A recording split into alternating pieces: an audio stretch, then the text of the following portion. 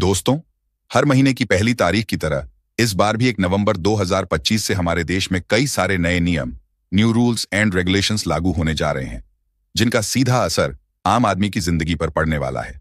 आधार card से लेकर bank account तक 10 ऐसे बड़े बदलाव, नए नियम,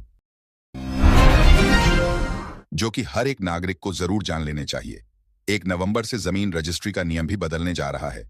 बैंक खाता धारकों के लिए नॉमिनी, बैंक लॉकर और बैंक अकाउंट में जमा पैसों को लेकर भी कुछ बड़े बदलाव, नए नियम लागू होने जा रहे हैं। तो चलिए एक एक करके सभी 10 अपडेट नए नियम को देख लेते हैं फटाफट से। सबसे पहला बदलाव देखिए, 1 नवंबर से बैंक लॉकर के नॉमिनी को लेकर भी नियम बदल रहे हैं। और ना सिर्फ दोस्तों, यह लॉकर के लिए नॉमिनी के नए नियम लागू हो रहे हैं, बल्कि बैंकिंग सेवाओं से जुड़ी सभी सर्विस के लिए नॉमिनी के रूल्स बदल जाएंगे। जैसे अब बैंक ग्राहकों को 1 नवंबर से अपने खाते में 4 नॉमिनी जोड़ने का विकल्प मिलेगा। इतने दिन अधिकतम एक ही नॉमिनी को ऐड कर सकते थे, लेकिन अब बैंक ग्राहक अपने खाते में 4 नॉमिनी ऐड कर पाएंगे। 1 नवंबर से ही बैंक अकाउंट का पूरा सिस्टम बदल जाएगा। जी हाँ, केवल बैंकिंग सेक्टर से जुड़े ही 19 बड़े बदलाव लागू होने जा रहे हैं, जिसमें पहला तो यह कि बैंक खाते में एक नहीं बल्कि 4 नॉमिनी रख सकेंगे। तो इससे फायदा यह होगा कि उस बैंक कस्टमर की मृत्यु होने पर उसके खाते से पैसा उसके परिवार वालों को, उसके उत्तराधिकारियों को मिलने में कोई दिक्कत नहीं होगी। नॉमिनी का मतलब ही यही होता है कि ग्राहक की मृत्यु के बाद उस बैंक खाते का अधिकार किस व्यक्ति को देना है। तो अब आप 4 ऐसे व्यक्तियों को चुन पाएंगे। समझ रहे हो? इसके अलावा आरबीआई ने यह भी आदेश जारी किया, हाल ही में देश भर के सभी बैंकों कि 15 दिन के अंदर अंदर क्लेम सेटलमेंट करना होगा, नहीं तो मृतक के नॉमिनी को मुआवजा भी देना होगा। तो बैंकिंग नियमों में क्या क्या बदल रहा है 1 नवंबर से देख सकते हैं आप। अधिकतम 4 नॉमिनी जोड़ पाएंगे। नॉमिनी यानी नामांकन एक साथ या क्रमिक तरीके से किया जा सकेगा। किस नॉमिनी को कितने हिस्सेदारी हैं, यह भी आप तय कर पाएंगे। बैंक लॉकर और सुरक्षित अभिरक्षा के मामलों में केवल क्रमिक नामांकन ही मान्य होगा, यानी बैंक लॉकर को लेकर जो स्पेशल नॉमिनी रूल्स हैं, जिसमें लॉकर और सेफ कस्टडी के मामलों में यही व्यवस्था लागू होगी। लेकिन एक खास शर्त पर लॉकर के लिए बैंक केवल सीरियल वाइज नॉमिनेशन की ही अनुमति देगा। मतलब अगला नॉमिनी तभी एक्टिव होगा जब उससे ऊपर वाला नॉमिनी जीवित ना रहे। तो ऐसा तो ये स्पेशल कंडीशन रखी गई है बैंकों के लोकर नॉमिनी को लेकर। ठीक है, बाकी इसके अलावा भी सरकार बैंकिंग लॉ अमेंडमेंट एक्ट 2025 में कई सारे बदलाव करने जा रही है। फिलहाल देखिए अगला अपडेट। अगर आपके पास भी कार है, हाईवे पर आप सफर करते हो, तो फास्ट टैग को लेकर भी नवंबर महीने से नई व्यवस्था लागू होने जा रही है। वाहन चालकों के लिए बड़ी राहत की बात है। अब गाड़ी पर फास्ट टैग ना होने पर आप ऐसे भी भुगतान कर पाएंगे। सभी टोल प्लाजा पर 15 नवंबर से यह नई व्यवस्था लागू होगी, जिसमें आपको 2 शर्तों का पालन करना होगा। देखिए 15 नवंबर से बदल जाएंगे फास्ट टैग के नियम। एक तो एक कंडीशन पर दोगुना टोल देना होगा, लेकिन एक कंडीशन पर आपको राहत भी मिलेगी। अब अगर आप मान लीजिए आपकी गाड़ी पर फास्ट टैग नहीं लगा हुआ और आप उस स्थिति में अगर यूपीआई से टोल पेमेंट करते हो, तब तो आपको सस्ता लगेगा। सस्ता पड़ेगा मतलब टोल पेमेंट करना। लेकिन कैश में अगर आप टोल टैक्स देते हो, तब आपको दुगना चार्ज देना होगा। जबकि आपकी गाड़ी पर फास्ट टैग नहीं होने पर यूपीआई से टोल टैक्स देने पर 1.25 गुना ही टोल देना होगा। तो यह नया नियम 15 नवंबर से लागू होगा। समझ गए हो ना? जैसे मान लीजिए किसी टोल प्लाजा पर 100 रुपए का टोल टैक्स है। अगर आप फास्ट टैक्स से पे करते हो, तब तो आपको 100 ही देना। ठीक है, इनमें क्या क्या बदलेगा? सबसे पहला तो आईटी मंत्रालय का कहना है कि ऑनलाइन कंपनियों को कोई भी आदेश जारी किया जाएगा, तो आदेशों की मासिक समीक्षा भी सचिव या समकक्ष स्तर के वरिष्ठ अधिकारी करेंगे। इन बदलाव से कंपनियों की जवाबदेही बढ़ेगी। जैसे किसी भी तरह का ऑनलाइन नेगेटिविटी फैलाने वाला कंटेंट है, उसको हटाना वगैरह।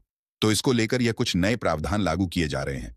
और सोशल मीडिया पोस्ट के लिए स्पेशली देखिए, आप 15 नवंबर से ये नए नियम लागू होंगे।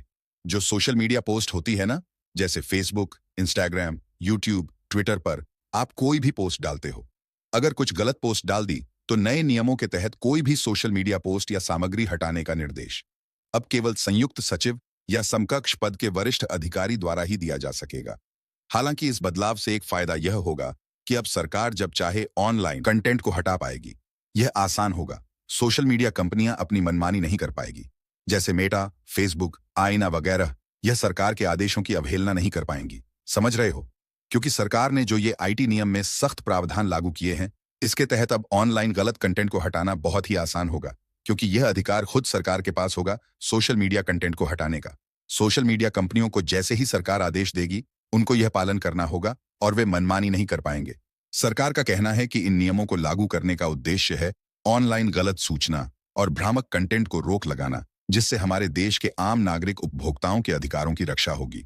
ऐसा यह देख सकते हैं आप डिटेल कि इस कानून में बदलाव क्यों किया गया, क्योंकि आजकल एआई जनरेटेड और फेक कंटेंट काफी ज्यादा शेयर किए जाते हैं सोशल मीडिया पर।